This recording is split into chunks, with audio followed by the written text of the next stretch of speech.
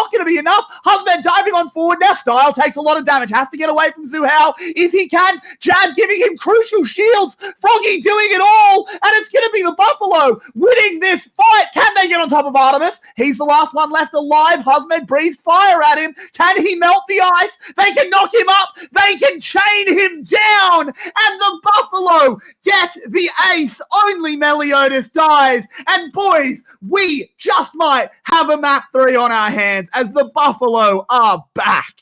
What an immaculate team fight. They just wiped the floor with Cerberus. That was perfectly played from almost everyone. Very nice positioning, very good dive, very good chase after they initially dived into the backline. And they didn't even get discouraged when they lost their first member as the first member of the fight to go down. Instead, they just continued pressing and got the very, very big teamfight victory into Baron. Now it's really their game to lose. Look at Pan. Way too far forward. He's not a tank. He can't do that. He gets his revenge on 𝗕𝗂𝗍𝗃, gets kicked back, and it was very close. He actually goes down first. I misread that. Very big shockwave, as you pointed out in cast, but not enough damage at this point. You are a little bit ahead, unfortunately, so maybe I'll call the replay just because you're a few seconds ahead. As Pun did come out of the Death Realm as a corpse, and there's that big shockwave. 5 members into an Ashe ult, but it wasn't enough. The fight, unfortunately, was already done. Yado went into the Death Realm with 𝗏𝗏gy, just bought a lot of time, eventually did kill him with the second round of spells. We'll do a resync after this replay. Just unfortunate internet issues. And then it was just 𝗬𝗏 absolutely just begging for a little bit of damage, begging for just maybe one more item, but it wasn't there. Husmed with the knock-up, and bang. I mean, 𝗬𝗏's played the second half of the fight almost perfectly. He dodged every single ability and then stepped a little bit too far forward. What is your... so production, could you just tell us your timestamp? Could you count? Okay, so you're still in sync with me. Okay. Yes. So I'll stop at 28, sorry. Okay. Okay, so at 28 minutes, that's when we will Yulwei back in sync. We do apologize. Internet is a rough thing. 59:28. Okay. There we go. So we should be back in sync there. Sorry about that, guys. Yeah. Blame internet. Apologies. Open offer. Oh, big shockwave coming into the Ash Arrow once again, but Artemis gets immediately chunked out. They're trading it back onto Jad. He goes down. Knockups raining in. Froggy whips the change from the side. But in the end, it's just going to be a pick for Cerberus. Very good defense from Cerberus. They will definitely live to fight another day here. No inhibitor turrets broken. They are behind 5k gold. They are also looking at a 3 dragon deficit. If they can't contest this one with the jet down, maybe they want to fancy this one. Pan is here. Pun charging in the death realm with 𝗕𝗂𝗧𝗃𝗃. It's not the greatest decision, but landing all of the Qs is going to be enough. But he comes out, instantly dies. The stolen Ornn ult. No, it was actually the real one. What am I talking about? As 𝗁𝗲𝗄 whips it on forward. Can't steal from your own team. That is a kill onto the Ash. 𝗬𝗏, the next target. The crits rain in from that Molten Edge Caitlyn. And they have a wave. Boy, they could try to finish this game here. Very tanky members. 𝗁𝗲𝗄 can tank forever. Just keep your minion wave alive and you have this game. For sure. Yeah. 100%. Froggy is so threatening on this Sylas.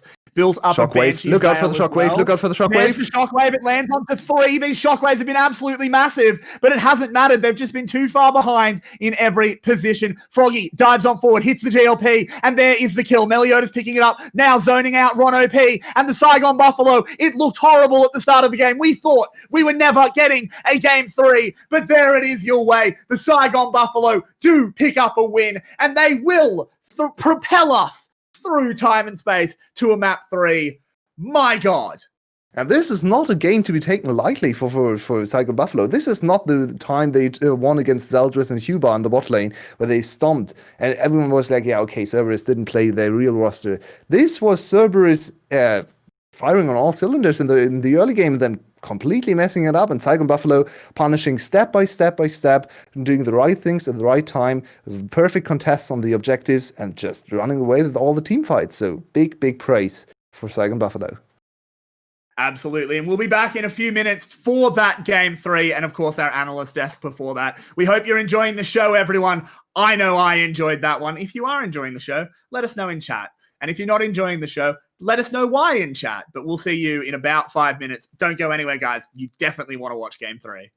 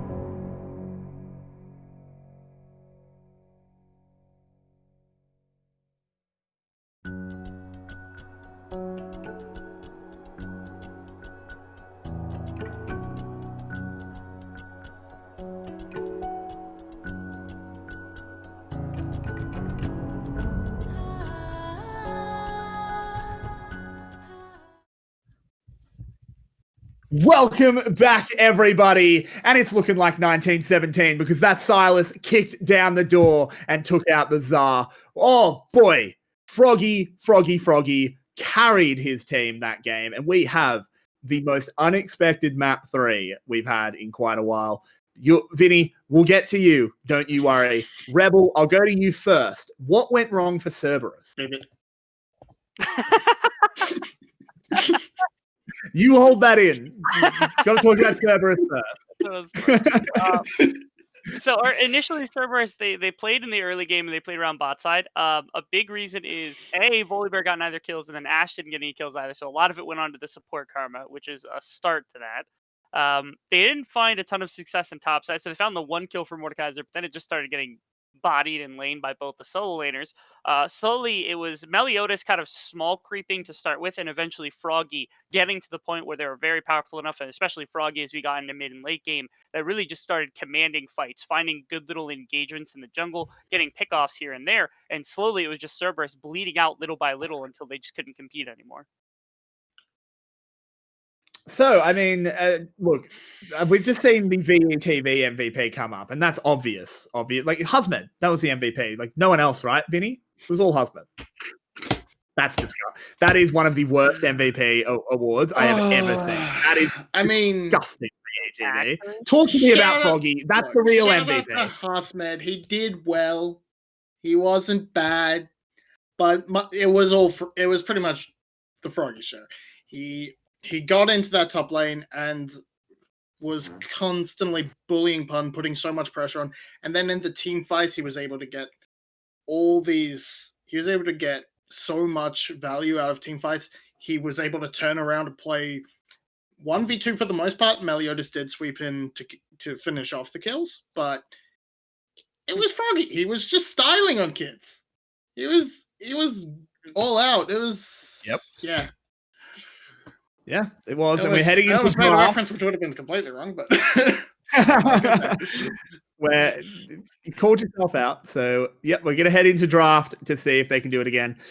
Rebel, what do you want Cerberus to do to sort of actually win this series that they really should win? 𝘂𝗪𝗧 ban.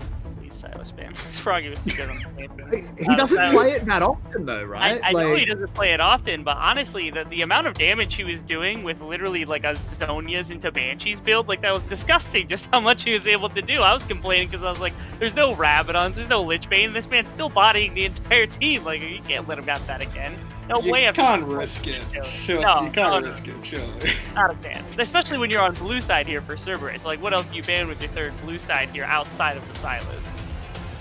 Yeah, it's true. Maybe the Ashe or something, if you want to pick Caitlyn. But yeah, I wouldn't mind a 𝘂𝗪𝗧 ban.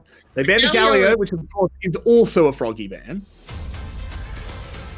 Galio's also fine. If I'm Buffalo, I ban the Twisted Fate here. Otherwise, Cerberus will just first pick it. I'm almost 100% sure of that. But they then get 𝘂𝗪𝗧, and you can steal the TF ultimate. True. It's actually quite hard to play 𝘂𝗪𝗧 against TF because you don't actually get to steal his ult to answer it very often. But hello, LL's in. 𝗬𝗏𝗃's come out. They've brought LL in and picked a Caitlyn. He was never in. Pun is Pun. My mistake. 𝗬𝗏𝗃 doesn't involve their team. Yes. So you could be somewhat mistaken that percent is in this game because Buffalo seems to do better the worse their draft is. Yeah. But after how bad the performance from Pun was, this makes absolute sense. I think you can just quickly rotate Ashe and then either Karma or TF. It's your choice. The Karma... I called it. So you get the TF or Froggy, gives him that ability to roam around and make those impactful plays on the map. He won't be the superstar carry like he was last game, but if he can give that role to Style, give that role to 𝗂𝗪𝗧, or even 𝗬𝗎𝗎𝗧. Morgana. I like this pick into the Ashe. Great pick into the Ashe. You can respond to the Enchanted Crystal Arrow easily. It's also like And the it gold. sort of just nullifies a lot of the rundown from Ashe as well. You just stick the black shield on, but Karma is picked up. Honestly, I kind of like both drafts. What are your thoughts so far, Rebel? The Caitlyn Morgana is like, at least from where I come from in terms of casting and playing from before, Caitlyn Morgana is like stock standard. It's like it's just like a bot lane duo. It's the same as like Kai's and Nautilus or like Lucian Braum. Like Caitlyn Morgana is right there too. And the Orianna is not a bad pickup because I think it's rather strong, especially if you get into like if huge shockwaves are great. But Karma is like a hard counter not only to the Morgana, but also is really good into the Caitlyn. Like that pick as a support would be really, really good. And obviously it can flex the top. That's not Hotspot champion. Like the draft here from Saigon, I think, is both good in its own right as well as Cerberus, but also does really good into the draft of Cerberus as opposed to, Cerberus, which is kind of good on its own. Very, very true. And Yado goes back to the Orianna. Was hitting absolutely massive shockwaves in the last game, and unfortunately was just in a position where they weren't able to be capitalized on. So, is the bans coming in? Silas? Yeah, they banned it. That's weird. With a mid laner already picked. I guess he could play it top or jungle potentially. So, I mean, with it, it's a decent, reasonably safe top lane. I guess against Hotspot's champion, who I imagine is part of the reason. Sort of. Though I think here, if you're probably just locking your Lee Sin or your Nidalee, the Nidalee's banned, so not that. Or your see a Ornn. repeat of this game. Okay. Husmed, aside from one play that we could point out, it was actually a pretty good Ornn game. He did look pretty good. It's always a shame to see Husmed on Ornn. He's got such high mechanical potential, but it does work for the team. And it saves the jungle counterpick. I think this is really bad with your other carries though. You have the unless you're gonna bring out the Kindred or something, because Ashe can put out a lot of damage, sure, but Twisted Fate's there to set up your side lanes, and if your side laner is just an Ornn, it's not really gonna do anything. Especially into this 𝗬𝗏𝗏 and Trundle combo. Though this does open the Kindred, as I said. Ooh, it also could be a Shyvana. If the Trundle and the 𝗬𝗏𝗏 were the last two picks. So. Ooh, no, let's go to Lee Sin. Had a really good game in game one. I like this. I like the Lee Sin. I don't think you need the Shyvana. It's good. I would have preferred the Kindred. But it's fine. Yeah. Problem is, it's a lot of pick into a Morgana. So It is. If you It's true. don't, if Ron OP guesses correctly, or there's only one really obvious target, you're just gonna sort of have a Lee Sin fly in and walk around being like, "Hello, everybody. I can't see." Yeah. I feel like the black shield is very, very good against all of Saigon's team. What are your thoughts on these two drafts, Rebel? What's drawing your eye?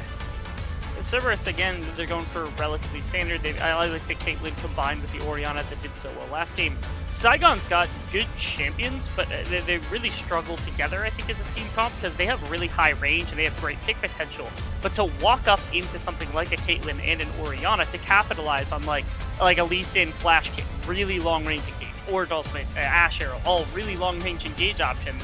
Like, how do you follow that with the limited damage that comes out from like Ashe and TF and Lee Sin into the lead? Obviously, Ashe has some pretty good damage, but again, it's not like you're playing something like something super high damage to be able to capitalize on all this. So I think there could be some real struggles in terms of execution here from Saigon.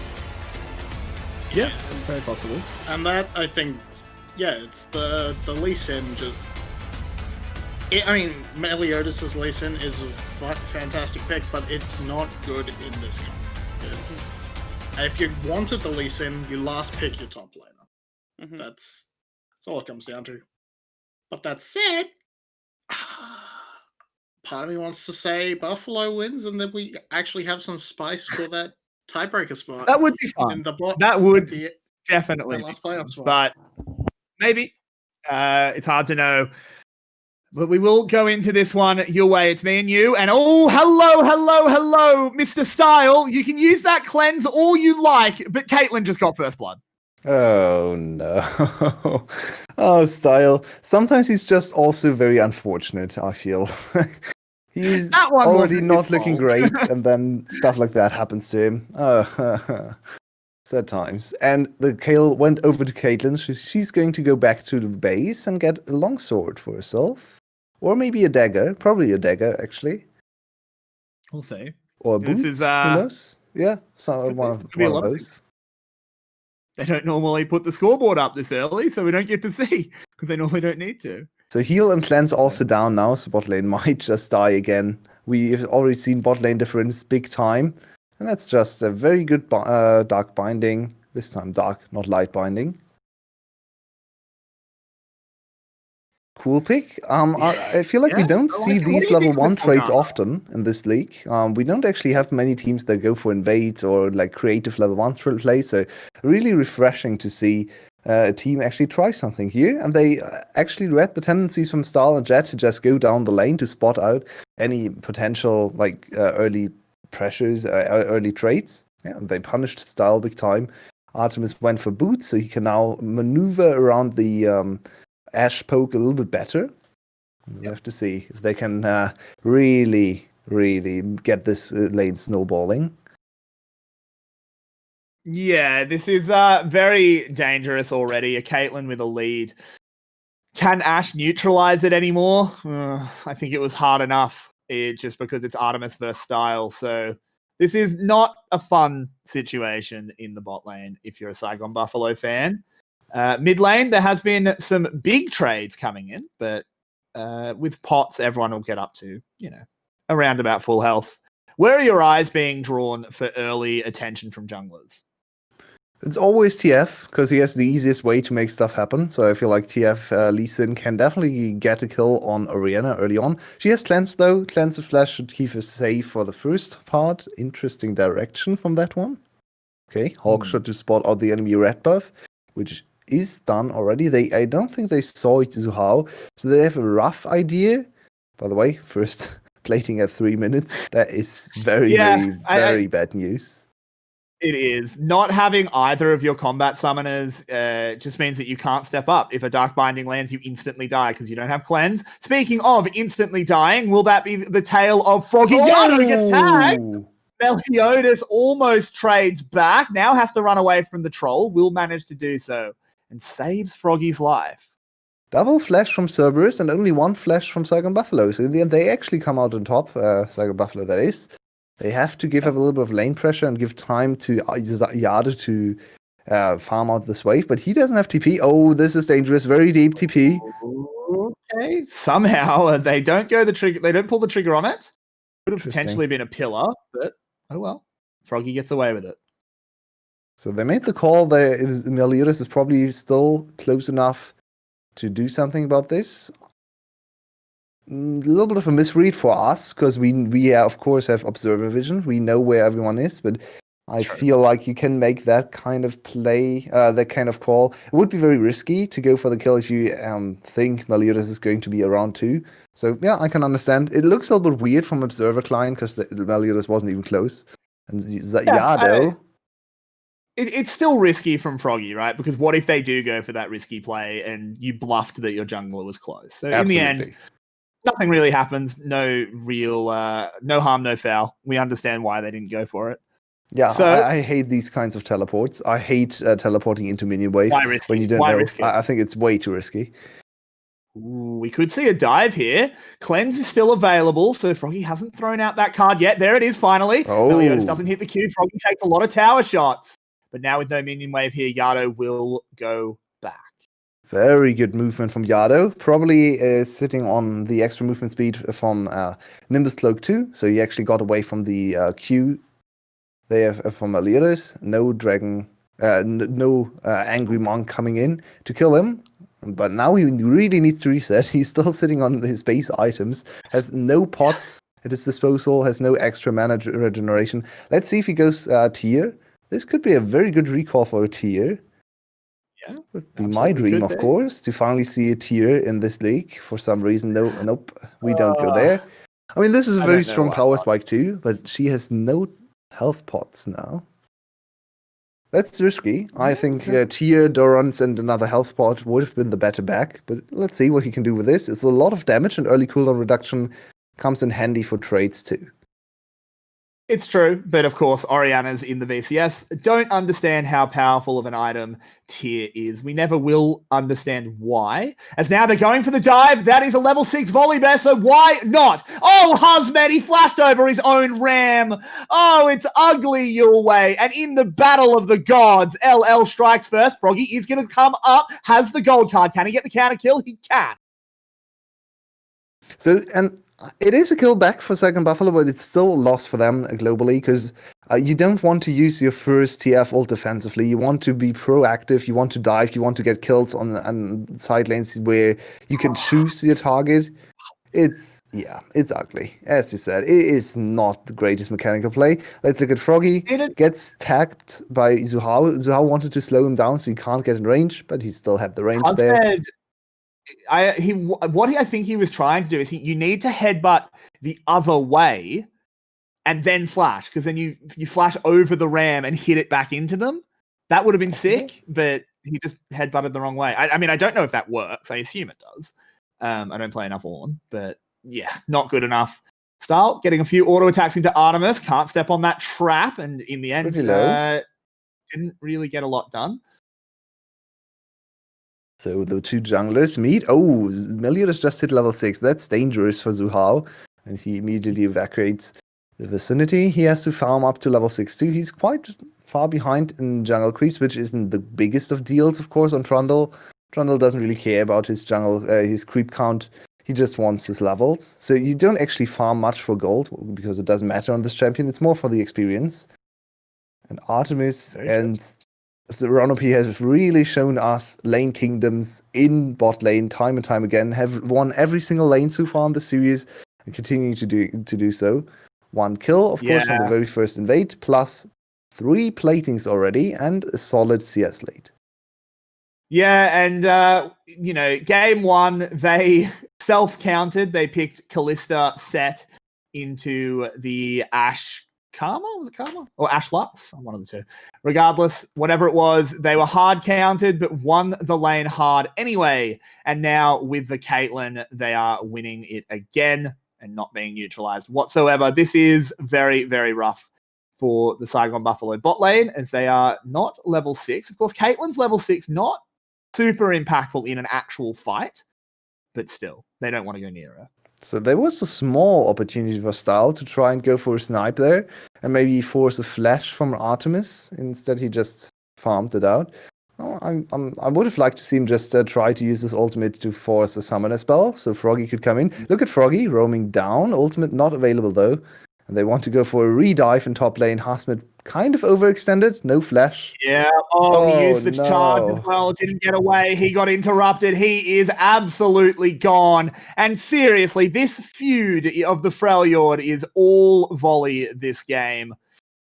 This is harsh. Oh, man. 𝗂𝗏𝗏𝗏 is not on top of his game in terms of mechanics. He definitely needs to wait for the pillar to come out and then E into the pillar to destroy the pillar and make the way clear to just move out. I think he dies anyway, honestly. I don't think it's actually that big of a deal, but it definitely looks bad if you do that.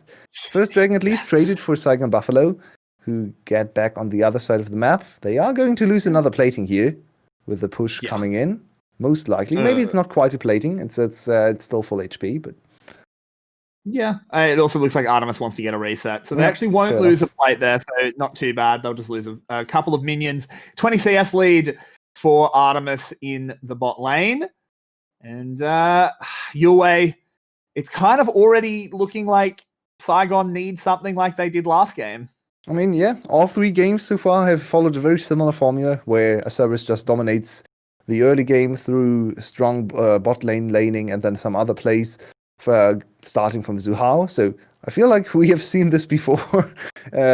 So far, 𝗂𝗏𝗏𝗏𝗏 has been the better mid-game team, though. So now, how does Cerberus improve on that point of them, where they were super strong at the early parts of the series season? So It's surprising to see them falter like this, but today hasn't been their greatest day when it came to transitioning early snowballs into a mid-game lead. So, yeah, that is quite strange. But we'll have to see what they can do this game as 𝗁𝗏 is coming on down. Doesn't throw the Dark Binding, so they do just run away. But there are a lot of members around here. The Rift Herald summoned up. That'll get the tower. So the 𝗂𝗏𝗄𝗡 boys have to get the hell out. a good reaction from 𝗂𝗏𝗄𝗡 to not die to this dive. Of course, they have Cleanse and Flash available, but if you can preserve the summoners, do so. Right. Yeah, indeed. Oh, Okay. Froggy greeted for a tower plate there, gets shockwaved and uses the heal. Of course, it's just spellbook, so not actually the worst thing ever, and did get the plate. Yeah, and even though Froggy's behind in CS, which of course we all know he always is, he's actually dominating this lane against 𝗬𝗨 when you don't look at the scoreboard, because he's permanently shoving him in. He is sitting on his first item already. He got the kill in top lane, and he exudes a lot of pressure when it comes to the global potential of his champion. They spot 𝗬𝗨. Can they get the drop on him? No, Meletis is not interested. Yeah, and that makes sense, I think. Froggy a little bit too Not far away. Not a play you need. Yeah, not a I mean, play Froggy you is- need. Yeah, for sure. Froggy was on his way there, and I think if he's a little bit closer, he actually pull the trigger and try to get a flash out of 𝗬𝗨 for the next dragon fight or something. But yeah, probably a little bit too risky. It's good to see the restraint shown from 𝗂𝗏𝗄𝗡. That's a blue card. That's not what you wanted. I mean, I think it was just damage. Like, it is the most damage, right? So He got outtraded though. now he's moving. Yeah, now he's moving forward, and oh no, they didn't layer it right. 𝗁𝗏 missing that resonating strike, or the sonic wave even. That's not great, but didn't really venture much, right? No. Low investment, so who cares? Well, I guess he lost top lane pressure and will lose this crap to 𝗬𝗨, which is a little bit annoying because 𝗬𝗨 has now been able to close the CS gap, and it's probably close in the experience too. So this Trundle scaling nicely into the mid game, and Cerberus swapped lanes because they want more gold, which makes a lot of sense. Yep. This is what you have to do with Caitlyn. This is also what they have done so far, so it's not like this is something new. They've definitely shown us understanding of the Caitlyn to pick. But what happens after the second turret falls is going to be interesting, because that's where the misplace started. That's where they got caught. They got drawn into fights they didn't want to take.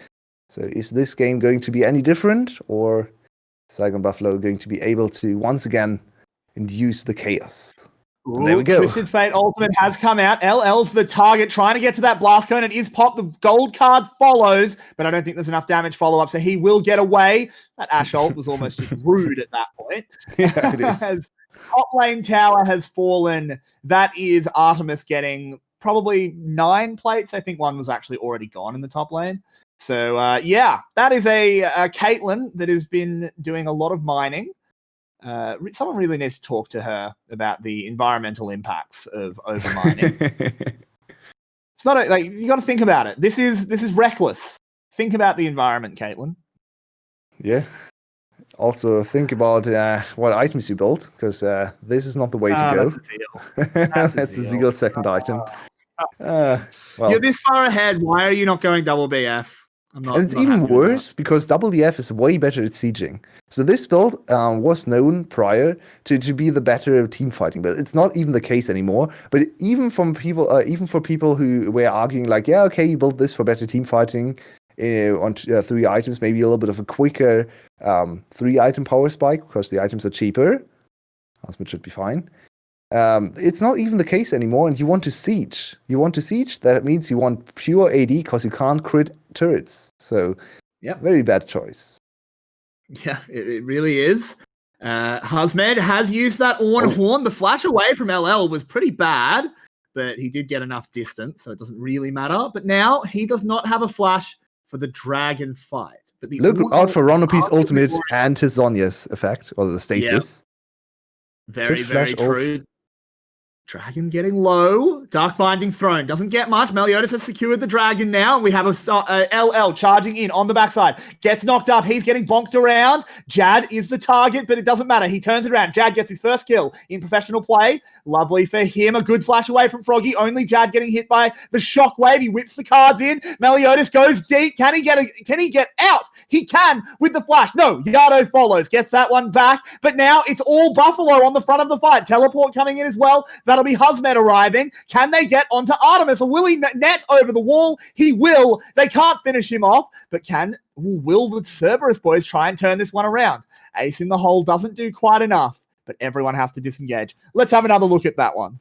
Immediately back to the replay. So why doesn't 𝗁𝗏 just flash ult in? I don't know. He had the perfect opportunity there. He has probably selected extra movements from Nimbus Cloak. Hello. We come out of the replay as 𝗬𝗏𝗏 is in a lot of trouble. He instantly goes down. That Twisted Fate ultimate is not going to get anywhere close to turn it either. That is just Froggy picking up farm in the mid lane. And VETV, they tried to show the replay instantly so they'd actually get to show it, but no, because we have more action and now it's Froggy getting targeted. Does manage to stun and run away, but this is all action all the time. Yep. I actually was super interested to see the replay again, so a little bit sad we actually watch 𝗁𝗏𝗏 go down again. I wanted to see the team fight again, because once again, Saigon Buffalo was able to strike back from a gold deficit. They had the better positioning, they were more decisive, they knew what targets to go for, and they won the fight. It was closer than the past game, especially game 2. They actually won the mid-game team fights quite hard, but still surprised that 𝗁𝗏 didn't pull the trigger. He also never stopwatched, even though he went down in the fight. So kind of a bad fight from this Morgana. She could have done much, much more with her ultimate, in my opinion, at least. And now we see Artemis go for the worst Caitlyn builds in existence, it seems like. So wow. It's going to be 𝗘𝘀𝗽𝗥𝗕𝗥𝗕𝗥𝗏 in a third item. So no damage whatsoever. What did you just say? What did you call it? What is it called? Static Shiv. Shiv. It's Shiv. Okay. Yeah, a shiv is a knife. Yeah, fair enough. It's a little knife. Sorry, I have to bully him for his accent every now and then. Keeps him honest. No, that's actually, I think I just miscalled it because it's called that in the German client or something. All right. Well, anyway, moving. Fair enough. Moving swiftly on. It is the Static Shiv, and I'm not happy about it because I don't like it. Maybe, it could still be a Stormrazor. Yeah, it could still be a Stormrazor.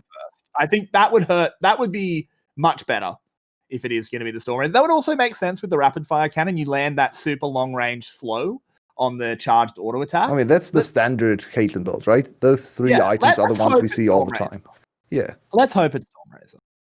So she's 2-0-1. She got a kill. She blew her flash in the last fight, though. So that's going to be something we have to watch out for. 𝗬𝗠𝗎𝗓, look at 𝗬𝗬𝗓. It's the same flash timing. He can't get an advantage over her. That's unfortunate. But maybe Froggy can teleport into the backline. It's so hard, though, against 𝗁𝗏𝗏's shields. So even though there's no flash for Artemis, he should still be fine in team fights. And I think this Morgana pick was very, very smart. It's honestly very hard.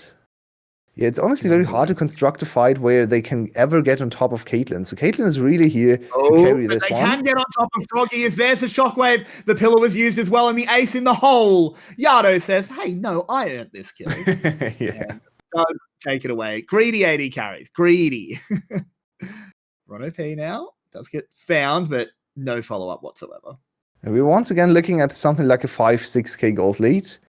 This looks a little bit more secure for Cerberus, though. I believe this is going to be... Oh, no. Oh, that's just a kick in the teeth. Oh, no. That sucks. That's not very nice. 𝗁𝗏𝗏 steals the red buff. And now double red buff for the bot lane for Cerberus. It looks very nice. A very good synergy there. Level 12 to level 10 too. So style far behind in experience. And that stems from the fact that Artemis was able to just wall away at turrets and just hit them over and over and over again. And also absorbing all the experience there, right? So they gave him a lot of time. Having Caitlyn on a high level isn't actually that helpful, though. She's one of those champs that doesn't really care about levels. It's like level 13, you're going to max your traps, and afterwards, You don't really care anymore. It's going to be nice for this dragon fight. As you can see, the trap line there, there's no way 𝗖𝗘𝗥𝗕𝗘𝗥𝗕𝗏 can enter this one. But 𝗖𝗘𝗥𝗏𝗏 has kind of put in the work in the first few minutes and are 2 dragons up. So it's just 1 dragon back for the turret. Yeah, and those 2 dragons in the early game do give the Buffalo a lot of time before there's an Ocean Soul that they have to worry about. It's if this game goes to Cerberus getting the Ocean Soul, something has gone horribly wrong. Sure. I mean, I could definitely see it. It's Cerberus. Cerberus is just going to, at 30 minutes, they are going to look at the map like, we have Caitlyn, one of the best sieging, maybe the best siege champ in the game. Let's just run at Baron over and over again. That's what they did before. So, not the case here right now, though. As they just crack to open the mid lane. Yeah, and that is now the base exposed. Ash Arrow comes out. There's never any follow-up to that. I don't really know what that was for.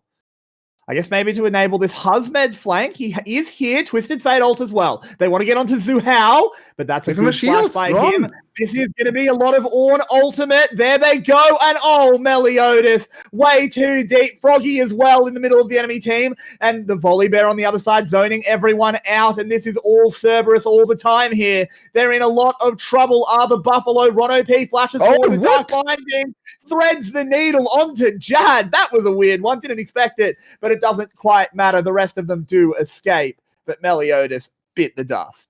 Yeah, and it's the jungler that. You could try the Baron. It's a little bit risky against Hawkshot, of course. Very easy to spot the Baron out. But I would have liked to see them just damage check the Baron here to get better grasp at how fast they can do it. Caitlyn is very good at taking Baron because you can headshot crit the Baron for like 1000 very early on in the game. So a little bit disappointed them not trying to go for that one. Look at this Volibear build, by the way. Vinnie is going to be very happy with that. That is a top lane Volibear building damage. Full damage. No tankiness allowed. That is a very, very scary bear. Even though the last time he tried to do something in the fight, he got like 1 Q in and then had to run out again. Hey, he did good zoning in that last one. Yeah, he was zoning 3 off, so that's good enough. He doesn't have to be the damage carry. He just has to be scary enough that they can't ignore him.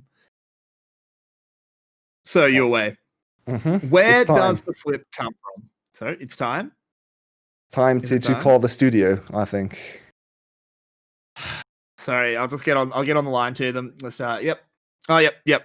So, welcome everybody. This is Everyday's item check-in. We are going to be having a look at Caitlyn today. She's started out Infinity Edge. Mwah. Perfect. Went into the rapid fire cannon, a bit strange. And as we're talking about it, that was the Infinity Edge coming in. But then went for a static shiv. You know what would have happened there if you didn't have a static shiv? You would have got that kill if you had a Stormrazor.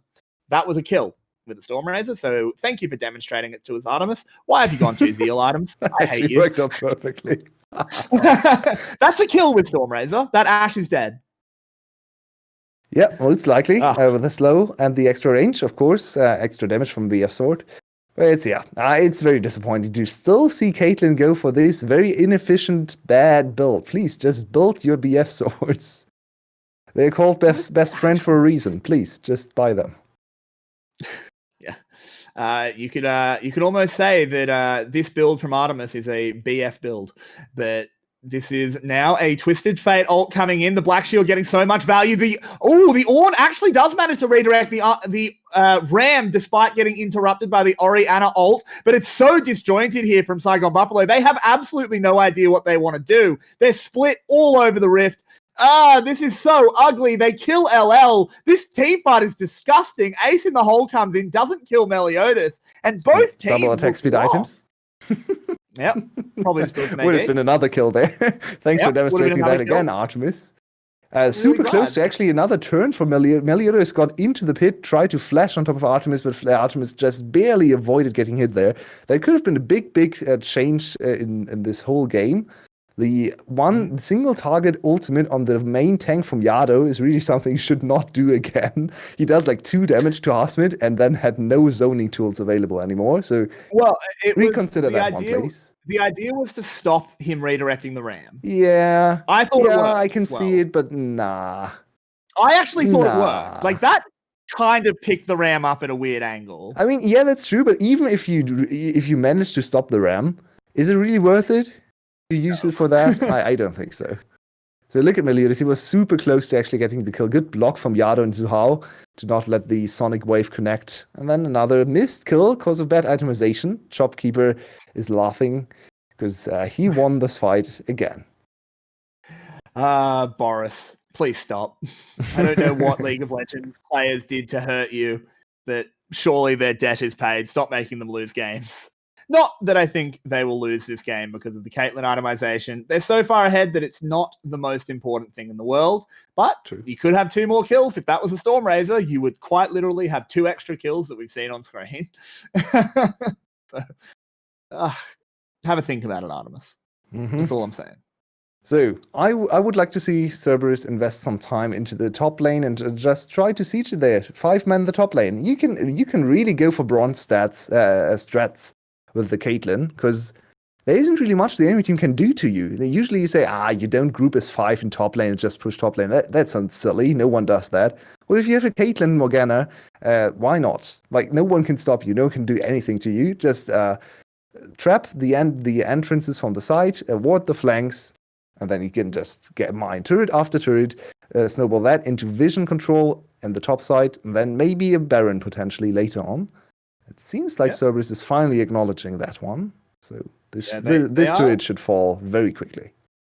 Oh, but the Ash Arrow misses everything. The Ornhorn only knocks up Yado. 𝗬𝗏 is tagged out by the Sonic Wave, but they're not going to keep going forward as he steals some tankiness from the Ornn, and they use all of those ultimates and get nothing.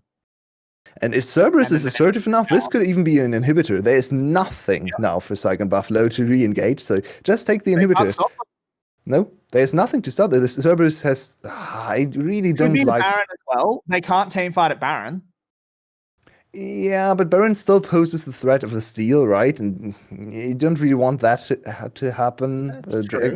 Meliodas is actually ahead in levels, and he has the combo too, so just stay top lane and push the inhibitor. There's nothing is going to stop you.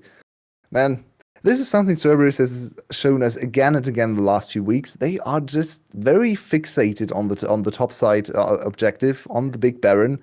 They need Baron to win games, even if they have Caitlyn. Caitlyn does not need Baron buff. Please, teams. Come on. Yeah. It's not the best decision-making here for Cerberus. And I mean, it's why there's a Game 3 at all. If they'd been a bit more assertive in Game 2, perhaps we wouldn't even be here. It's one of their biggest flaws. It's kind of why they have fallen down the ladder from such a good start to the split.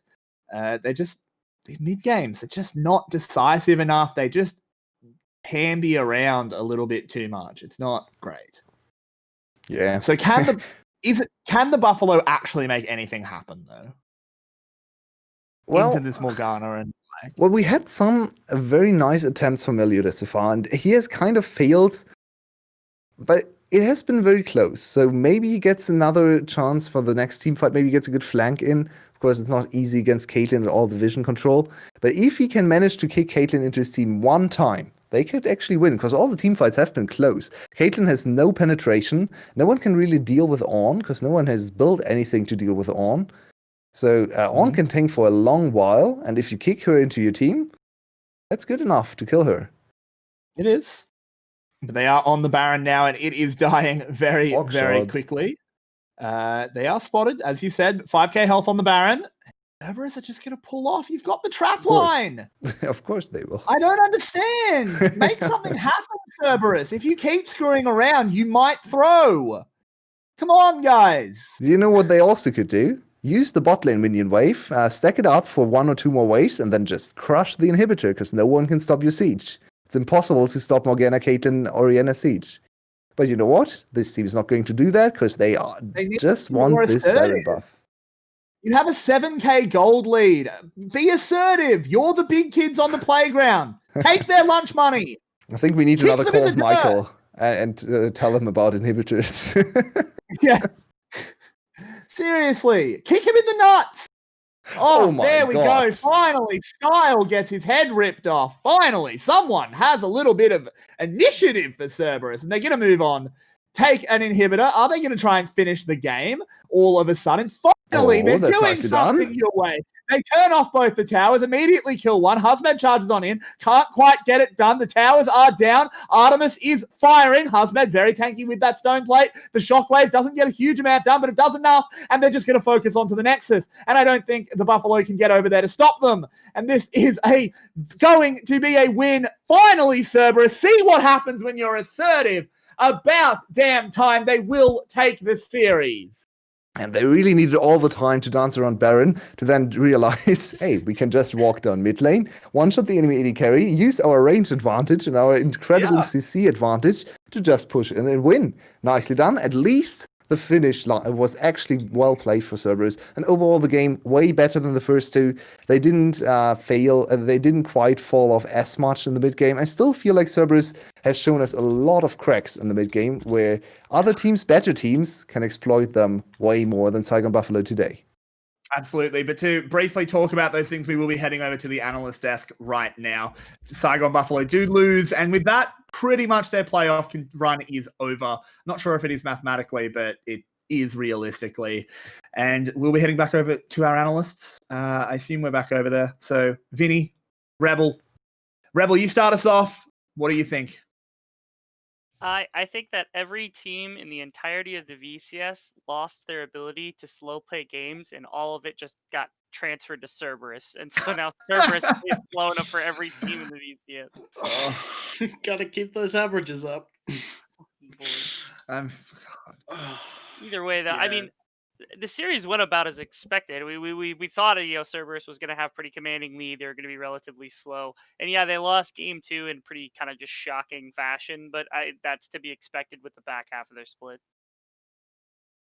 Yeah, they played about as you expect. They won pretty much most of their lanes. They actually didn't look too hot in the mid lane, but yeah, they won the bot lane really hard. They won the top lane with repeat visits from @𝗀𝗏.